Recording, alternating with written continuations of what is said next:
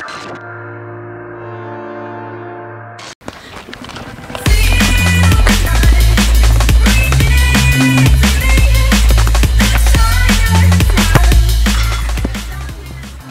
olen Kevin Kauber, Division sportliige ja täna õpime triblamist.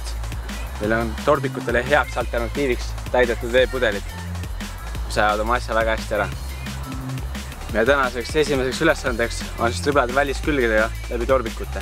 Kõige tähtsam selle juures on see, et oled võimalikult põlvist alla lastud, pall peab võimalikult jala juures olema ja lõpetame löögiga. Ja täna teiseks ülesandeks on triblada sisekülgedega läbi torbikute. Põlvist võimalikult all, pall jala juures ja lõpetame löögiga. Kuna järgmine ülesanne on siis üle astega, paigutame me torbikud natuke diagonaalis.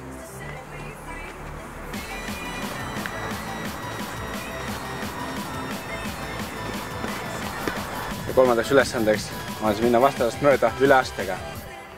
Üle aste põhimõte ongi see, et vastane läheks ühele poole, aga sa lähed teisele poole. Ehk siis vastane tundub, et sa lähed sinnapoole, tegelikult lähed sinnapoole.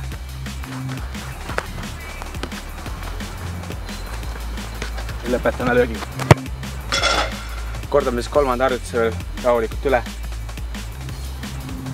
Kui üle astet lähed tegema, siis paremale paned üle ja vasaku välisküljega. Teiselt poolt samamoodi.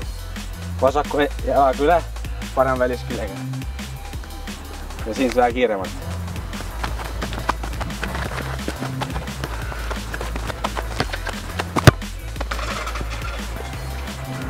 Nende harjutuste juures on kõige parem aga see, et saad iseseisvalt teha neid harjutusi. Sa võtad oma torbikud ja veepudelid väljakule kaasa ning arendad oma palli vedamist ja palli kontrolli iseseisvalt.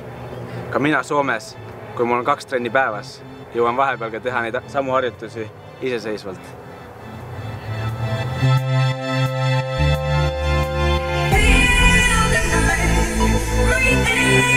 Right